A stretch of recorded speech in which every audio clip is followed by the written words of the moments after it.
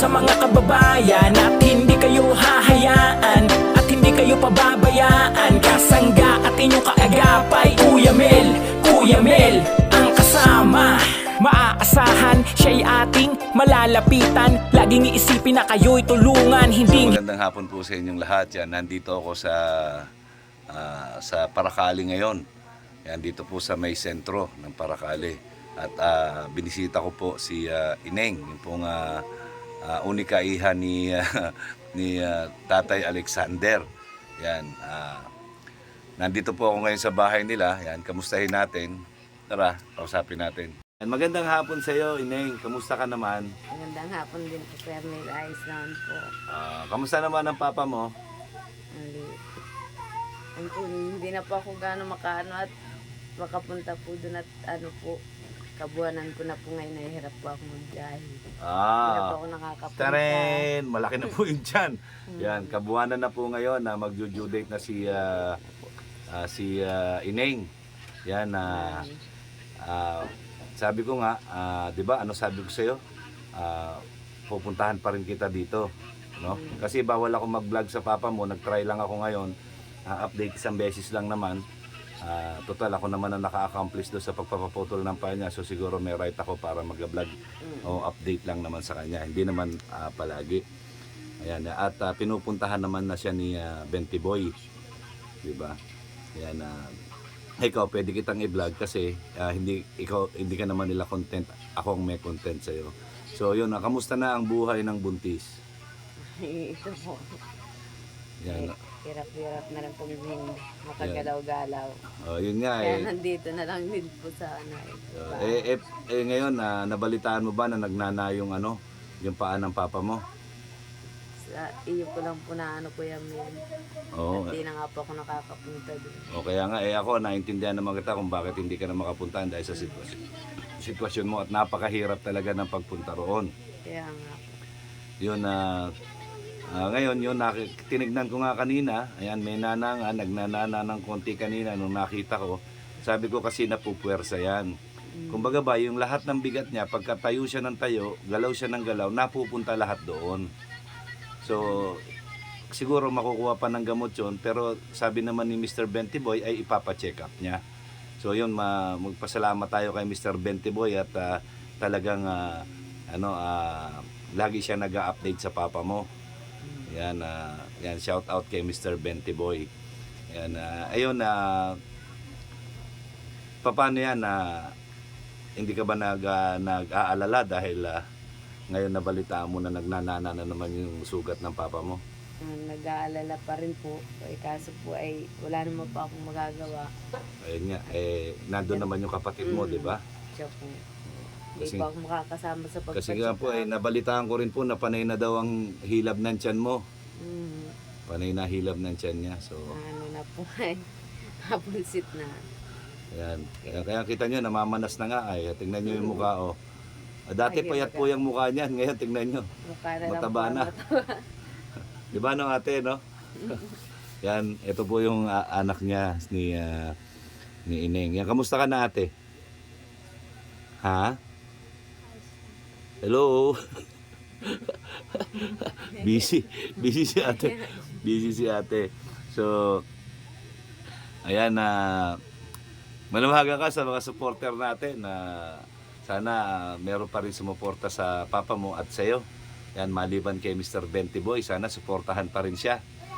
Nananawagan po ako sa lahat ng sumusuporta, tumutulong sa tatay ko po, pati na rin po sa akin.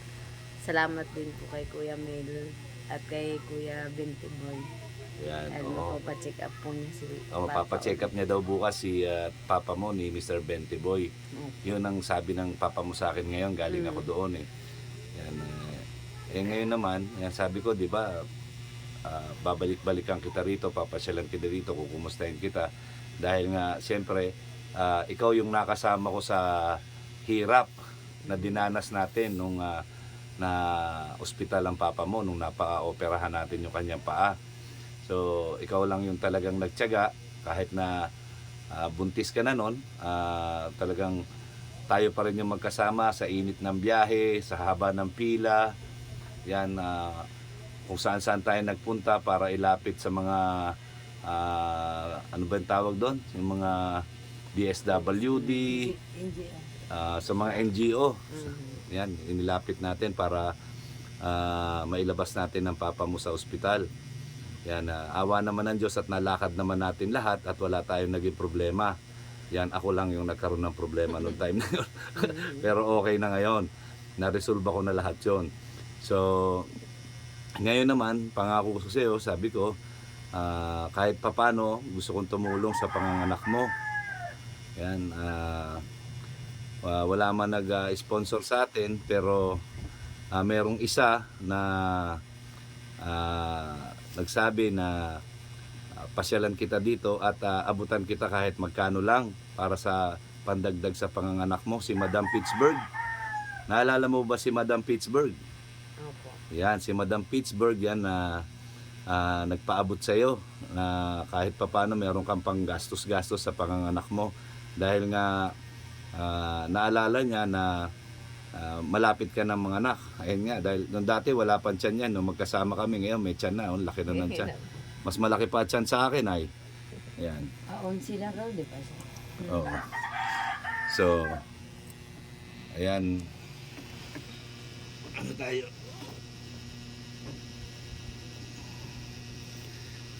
Ayan. Bigyan kita ng pang dagdag mo sa ano, panganganak mo, pang gastos-gastos, pambili ng kung ano, pagkain, o sino, kung ilang araw ka doon. Ayan, Salamat po, Madam Pips. kahit pa paano, katulong ba? Diba? Yan. Ano man na hindi man talaga ikaw yung tinutulungan ko, pero pinangakuan kita na tutulong ako sa panganganak mo. Yan, kung ano man pwede kong maitulong sa iyo, tutulong ako sa iyo. Dahil nga tinulungan mo rin ako. Diba? Nung time na kailangan ko nang makakasama noon para sa pag-aayos ng mga dokumento ng papa mo. So, maraming salamat sa iyo. Siyempre, yun nga yung sinasabi, di ba? Pag gumawa ka ng mabuti sa kapwa, may pagpapala. Yan, kahit pa paano, may pagpapala dumarating sa iyo, di ba? Na hindi mo inaasahan. Unexpected. Oh. O, di ba? Maraming salamat po yan. Madam Pips. Yan. Sa lahat ng tulong sa amin. Sa Ayan. tatay. Yan mo't nandyan lang, alam mo naman kung ano yung messenger ko. Pwede ka naman mag-message sa akin anytime. Yan, nasagot naman ako. Yan, kung nga yung pogi sumasagot, ako pa kayang pangit. O, diba? So, ayan, maraming salamat at sana mairaos mo ng hindi ka mahirapan dyan sa panganganak mo. Ayan, Ano nga po kuya? good luck na lang sa'yo. Ano ba, babae? Babae po. Babae na naman.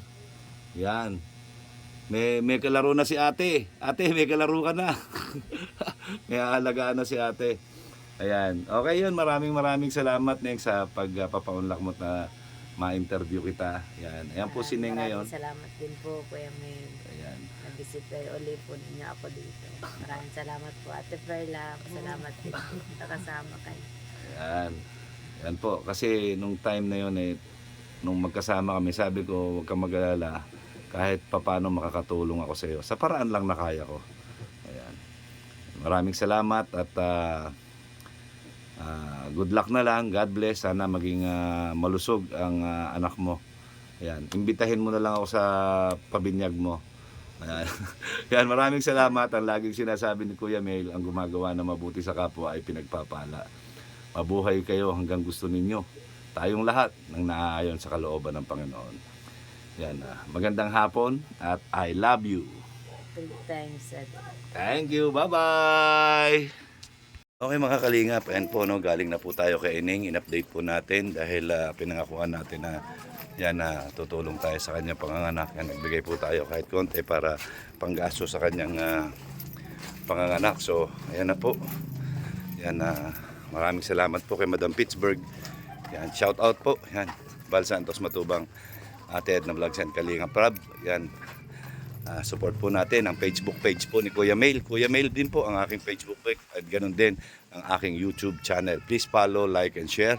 Yan, maraming salamat po at God bless.